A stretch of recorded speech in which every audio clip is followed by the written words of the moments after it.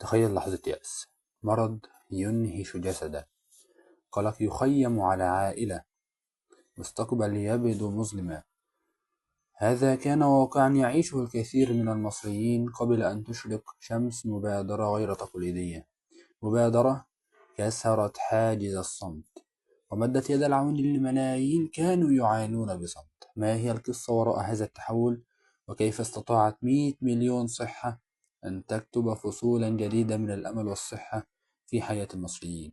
في قلب هذه المبادرة كان هناك هدف نبيل وواضح: القضاء على عدو خفي كان يهدد حياة الكثيرين، فيروس سي. لم تكن مجرد حملة فحص عادية، بل كانت معركة قومية شاملة. فرق طبية تجوب القرى والمدن، تصل إلى كل بيت، تبحث عن كل مصاب لتقدم له العلاج المجاني.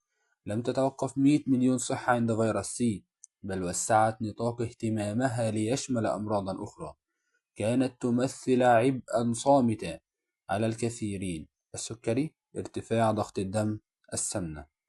حملات كشفت مبكرا عن هذه الأمراض وقدمت النصائح والعلاج المجاني لتجنب مضاعفتها الخطيرة. ولأن صحة المجتمع تبدأ بصحة الأم والطفل، أولت المبادرة اهتماما خاصا بهاتين الفئتين: فحوصات مبكرة للكشف عن سرطان الثدي، رعاية للأمهات الحوامل والأجنة، فحوصات سمع لحديث الولادة، كلها خطوات حاسمة لبناء جيل يتمتع بصحة وعافية. 100 مليون صحة لم تترك جانبا من جوانب الصحة إلا ومدت إليه يد العون: فحوصات للمقبلين على الزواج لحماية أجيال المستقبل، كشف مبكر عن الأورام لزيادة فرص الشفاء، وحتى دعم نفسي لمن يحتاج إليه، رؤية شاملة لصحة الإنسان.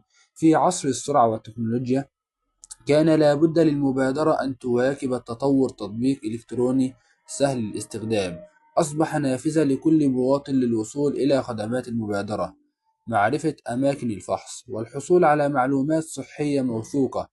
الأرقام تتحدث بصوت أعلى من أي كلام: ملايين الفحوصات، آلاف المتعافين، وعي مجتمعي متزايد بأهمية الصحة. 100 مليون صحة لم تكن مجرد حملة، بل كانت نقطة تحول في تاريخ الصحة في مصر. قصة 100 مليون صحة مستمرة، هي رحلة لا تتوقف نحو بناء مجتمع مصري يتمتع بالصحة والعافية. هي شهادة على أن الإرادة والتخطيط والعمل الجاد يمكن أن تحدث فرقا حقيقيا في حياة الناس. فلنستمر جميعا في دعم هذه الجهود، ولنجعل من صحة المصريين قصة نجاح تروي